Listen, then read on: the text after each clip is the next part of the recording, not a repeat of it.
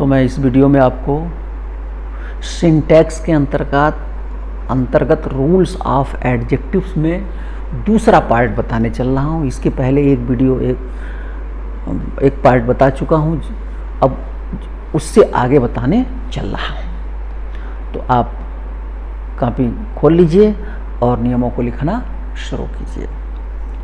लिखिए फ्यू या FW few, कामा many तथा सेवरल या CVERAL सेवरल आदि एडजेक्टिव्स ऑफ नंबर हैं। एडजेक्टिव्स ऑफ नंबर हैं अर्थात संख्यावाचक विशेषण हैं।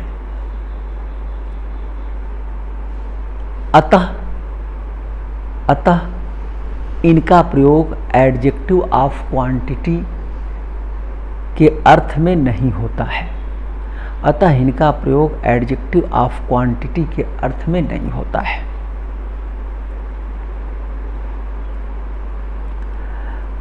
एडजेक्टिव ऑफ नंबर का मतलब क्या है? तो ऐसे नाउन जो काउंटेबल हों उसके पहले एडजेक्टिव ऑफ नंबर लगता है, और ऐसे नाउन जो काउंटेबल ना हो, जिनको हम मात्रा में बतावें, तो वो एडजेक्टिव ऑफ क्वांटिटी होते हैं। तो इनका एडजेक्टिव ऑफ नंबर हैं। ऐसे इनका प्रयोग उन्हीं संज्ञाओं के पहले होता है जिन संज्ञाओं को गिना जा सके। जैसे दिस बेबी हैज टेकन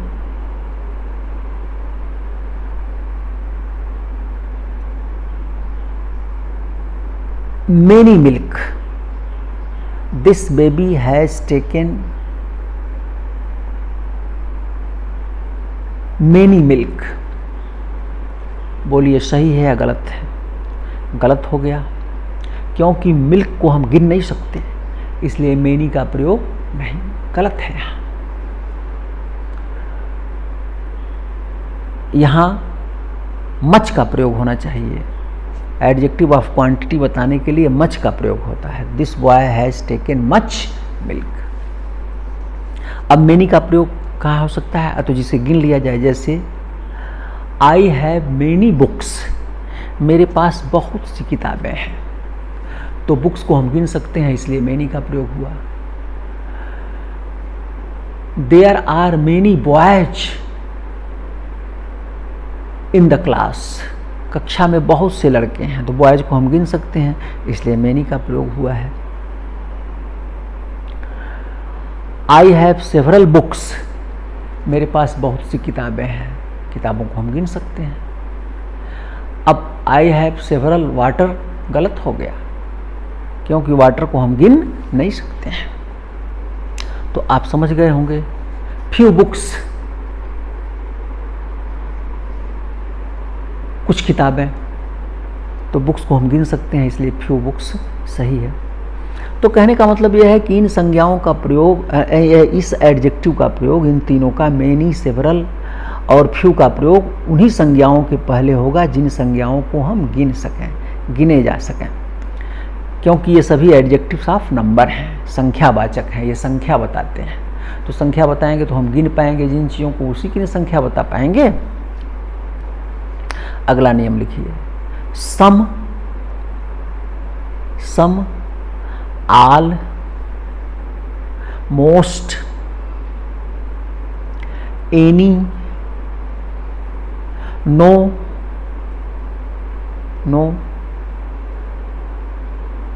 आदि का प्रयोग दोनों संज्ञाओं के पहले होता है। दोनों संज्ञाओं के पहले होता है, अर्थात ऐसी संज्ञाओं, ऐसे नाउन्स के पहले भी होता है जिन्हें गिना जा सके, और ऐसे नाउन्स के पहले भी होता है जिन्हें न गिना जा सके। यानी ये सम, ऑल, मोस्ट, एनी तथा नो एडजेक्टिव ऑफ नंबर और एडजेक्टिव ऑफ क्वांटिटी दोनों हैं। जैसे I have some books, ये भी सही है। I have some books.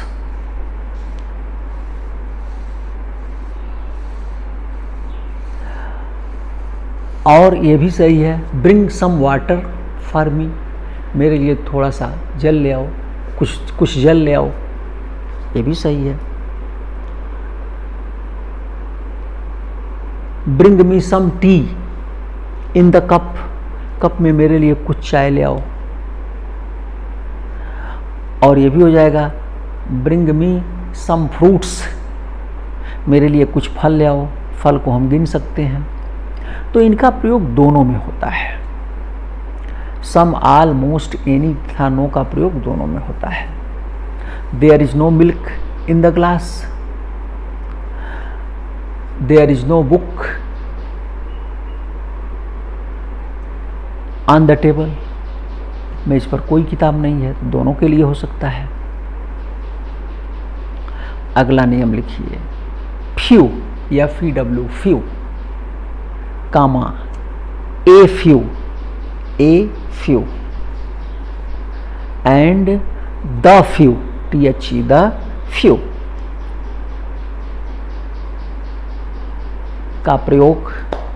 का प्रयोग लिखिए। ये सभी माने फ्यू, ए फ्यू और द फ्यू, ये सभी एडजेक्टिव्स ऑफ नंबर हैं, एडजेक्टिव्स ऑफ नंबर हैं, अर्थात संख्यावाचक विशेषण है। अतः इनका प्रयोग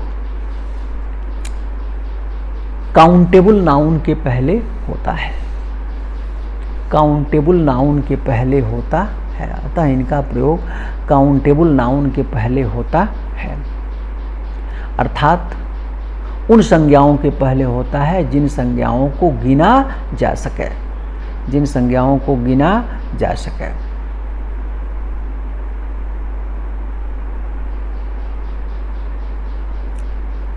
जैसे he has few friends in the college, he has few friends in the college, college में उसके नहीं के बराबर मित्र हैं, यानी एक को मित्र नहीं है। फ्यू माने होता है नहीं के बराबर, कुछ भी नहीं। ए फ्यू माने होता है कुछ, और द फ्यू माने होता है बहुत थोड़ा सा लेकिन संपूर्ण। तो हो गया ही है few friends in the college, इसका अर्थ क्या हो गया, कॉलेज में उसके नहीं के बराबर मित्र हैं। ए फ्यू का अर्थ होता है कुछ, थोड़ा सा। जैसे he wants a few books, वह थोड़ी सी किताबें चाहता है, कुछ किताबें चाहता है। He wants a few book, वो कुछ किताबें चाहता है। द फ्यू का अर्थ होता है, द फ्यू का अर्थ होता है बहुत नहीं, थोड़ा, किंतु सभी, संपूर्ण। जैसे द फ्यू वर्ड्स, कुछ थोड़े से शब्द, दैट ही स्पोक, जो वह बोला, वेयर सिंसियर। तो यहां जो है थोड़ा सा वो बोला, लेकिन जो थोड़ा सा बोला वो संपूर्ण की बात हो रही है। द फ्यू बुक्स, थोड़ी सी किताबें, बहुत कम ही थी। विच ही गेव या that he gave are very useful, वो बहुत ही उपयोगी हैं। तो इस प्रकार द फ्यू का अर्थ होता है। ऐसे ही आता है लिटिल, लिटिल माने कुछ भी नहीं, नहीं के बराबर। ए लिटिल माने कुछ, लिटिल कामा ए लिटिल और द लिटिल का प्रयोग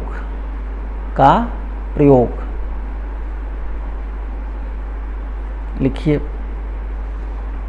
लिटिल का अर्थ होता है नहीं के बराबर, सॉरी, इन तीनों का प्रयोग, ये तीनों एडजेक्टिव ऑफ क्वांटिटी हैं, ये तीनों एडजेक्टिव ऑफ क्वांटिटी हैं, अर्थात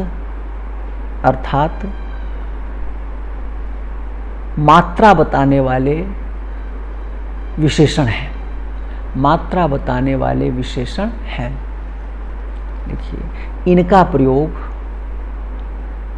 प्रयोग अनकाउंटेबल नाउन के पहले होता है, अनकाउंटेबल नाउन के पहले होता है, अर्थात इनका प्रयोग उन संज्ञाओं के पहले होता है, अर्थात इनका प्रयोग उन संज्ञाओं के पहले होता है जिन संज्ञाओं को गिना न जा सके, जिन संज्ञाओं को गिना न जा सके, केवल उनकी मात्रा बताई जा सके, केवल उनकी मात्रा बताई जा सके। जैसे उदाहरण, लिटिल का अर्थ होता है नहीं के बराबर। जैसे there is little water in this class, there is little water in this class, माने इस ग्लास में जो है लिटिल वाटर है, लिटिल वाटर माने नहीं के बराबर पानी है, पानी है ही नहीं। ए लिटिल का अर्थ होता है सम, कुछ थोड़ा सा। जैसे there is a little water in this glass, इस ग्लास में थोड़ा सा पानी है, इस ग्लास में थोड़ा सा पानी है।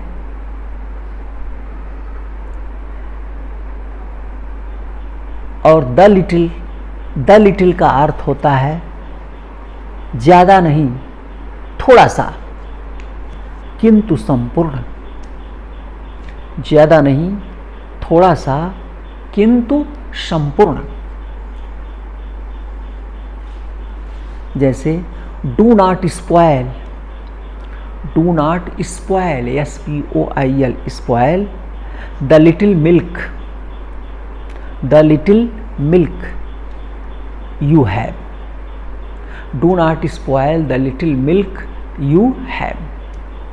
डू नॉट स्पॉयल, मत बर्बाद करो, द लिटिल मिल्क, थोड़ा सा दूध जो तुम्हारे पास है, यानी तुम्हारे पास बहुत थोड़ा सा ही दूध है, लेकिन जो थोड़ा सा है वो पूरा का पूरा नष्ट मत करो।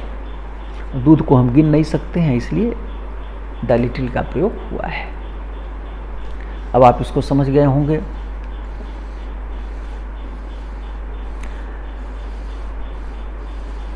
इसके बाद आप लिखिए लेस और फ्यूअर का प्रयोग, लेस, LESS, लेस एवं फ्यूअर, FEWER, फ्यूअर का प्रयोग लिखिए। लेस लिटिल का कंपैरेटिव, लेस लिटिल का कंपैरेटिव है। यह परिमाण या मात्रा, परिमाण या मात्रा, कोष्ठ में लिख लीजिए क्वांटिटी बताता है, बताता है।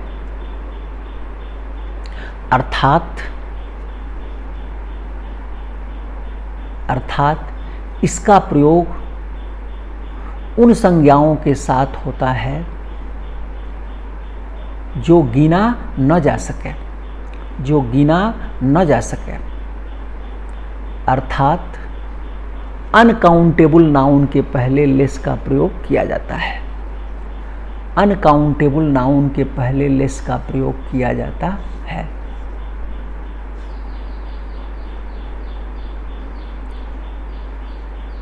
और कंपैरेटिव डिग्री में इसका प्रयोग होता है। जैसे there is less water in this glass than that, there is less water in this glass than that, यानी इस गिलास में उस गिलास से कम पानी है। पानी को हम गिन नहीं सकते, इसलिए लेस का प्रयोग किया गया है। अब अगर ऐसे बोल दिया जाए there is a fewer water in this glass than that, तो गलत हो जाए, क्योंकि फ्यूअर का प्रयोग संख्या के पहले होता है। लिख लीजिए फ्यूअर, फ्यूअर संख्या, कोष्ठ में लिख लीजिए नंबर को प्रदर्शित करता है, नंबर को प्रदर्शित करता है। अतः इसका प्रयोग, अतः इसका प्रयोग उन संज्ञाओं के पहले किया जाता है, उन संज्ञाओं के पहले किया जाता है जिन संज्ञाओं को गिना जा सके, जिन संज्ञाओं को गिना जा सके। जैसे no fewer than 40 people, no fewer than 40 या 40 people attended the marriage party, attended the marriage party. 40 लोगों से कम, 40 से कम लोगों ने मैरिज पार्टी को अटेंड नहीं किया, माने 40 से अधिक ही लोग थे, तो आप गिन सकते हैं लोगों को, इसलिए फ्यूअर का प्रयोग है। अब यहाँ no less than 40 people attended the marriage party अगर बोल दीजिएगा तो गलत हो जाएगा, नो लेस, क्योंकि लेस मात्रा बताता है, इसलिए फ्यूअर होगा। अगला नियम लिखिए, लेटर या LATER, लेटर कामा लेटेस्ट LATEST, लेटेस्ट कामा लेटर LATTER, लेटर एवं लास्ट LAST, लास्ट, लास्ट का प्रयोग करते समय, का प्रयोग करते समय यह ध्यान रखना चाहिए कि, यह ध्यान रखना चाहिए कि लेटर और लेटेस्ट LATER, लेटर और लेटेस्ट LATEST, लेटेस्ट का प्रयोग समय के अर्थ में होता है, का प्रयोग समय के अर्थ में होता है, अर्थात ये समय को बताते हैं। तथा लेटर LATTER, लेटर और लास्ट LAST, लास्ट स्थिति, स्थिति कोष्ठ में लिख लीजिए पोजीशन, पोजीशन POSITION, अथवा, अथवा क्रम, क्रम कोष्ठ में लिख लीजिए आर्डर, आर्डर बताने के लिए प्रयोग किए जाते हैं, बताने के लिए प्रयोग किए जाते हैं। जैसे this boy entered the class later LATER, later than, later than Ram, यह लड़का कक्षा में राम के बाद प्रवेश किया, तो प्रवेश करने का समय क्या था, राम के बाद था। What is the latest news कहते हैं आप ना, what is the latest news माने हाल का समाचार, जल्दी का समाचार, ताजा समाचार क्या है।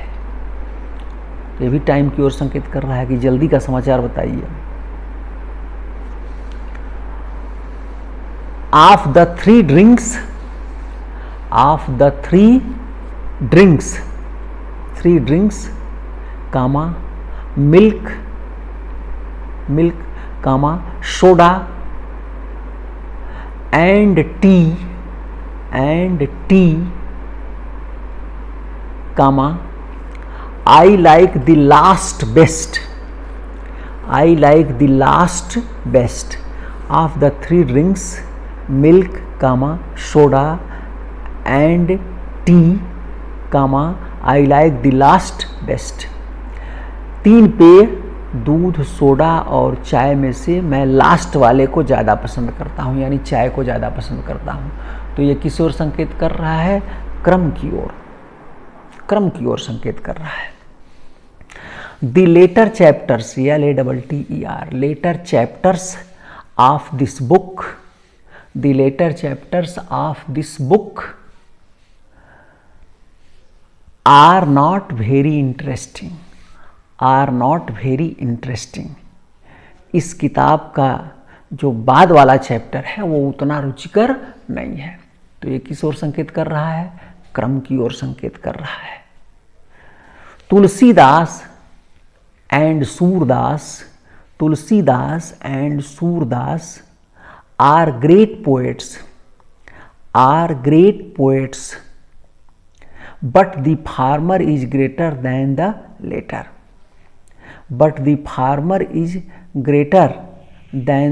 latter, तुलसीदास और सूरदास महान कवि हैं, लेकिन फार्मर माने जो पहला है, इज ग्रेटर, ज़्यादा महान है, देन द लेटर, बाद वाले की अपेक्षा। ये भी क्रम बता रहा है। और फार्मर का, लेटर का फार्मर अपोजिट भी है, फार्मर का लेटर अपोजिट भी है। इसमें LATER, लेटर जो है लेट का कंपैरेटिव डिग्री है। ऊपर देखिए प्रयोग किया गया है। लेकिन लेटर LATTER जो है, वो लेटर जो है वो क्या है? तो फार्मर का विलोम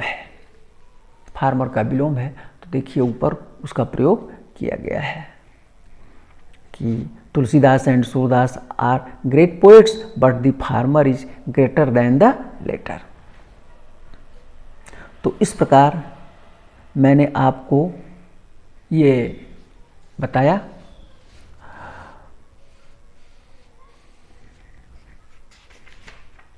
इसके बाद एक नियम और लिख लीजिए। Farther and further, FARTHER, farther and further, FURTHER, तथा नियरेस्ट, NEAREST, नियरेस्ट, और नेक्स्ट, NEXT, नेक्स्ट के प्रयोग में ध्यान रखना चाहिए कि फार्दर दूरी दिखाता है। फार्दर, FARTHER, फार्दर दूरी दिखाता है। और फर्दर, FURTHER, फर्दर का अर्थ होता है और आगे। जैसे दोनों का प्रयोग है, Mumbai is, Bombay is farther, FARTHER, farther from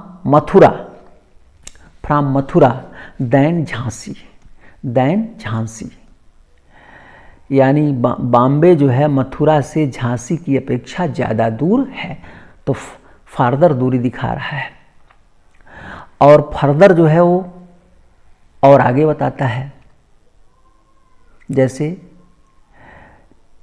he further said that, FURTHER, he further said that he was not going, वह आगे कहा कि वह नहीं जा रहा है। he does not need any further help, उसे आगे अब किसी सहायता की आवश्यकता नहीं है। तो आगे के अर्थ में होता है। ऐसे ही इसमें नियरेस्ट जो है वो दूरी, डिस्टेंस दिखाता है। नियरेस्ट दूरी, कोष्ठ में लिख लीजिए, डिस्टेंस दिखाता है। और नेक्स्ट NEXT, नेक्स्ट स्थित पोजीशन बताता है। जैसे the nearest bank is 5 miles from here, the nearest bank is the nearest bank is 5 miles from here. सबसे नज़दीक का बैंक यहाँ से 5 मील की दूरी पर है। तो नियरेस्ट दूरी दिखा रहा है। और नेक्स्ट जो है वो स्थिति या पोजीशन बताता है, जैसे my house is next to Mahalakshmi temple. Mahalakshmi temple, मेरा घर जो है महालक्ष्मी टेम्पल के नेक्स्ट माने आगे है। पोजीशन बता रहा है कि मेरा घर महालक्ष्मी मंदिर के आगे है। तो इस प्रकार मैंने आपको ये बताया। थोड़ा सा और बचा हुआ है जो आगे वाली वीडियो में मैं बताऊंगा। बहुत बहुत धन्यवाद।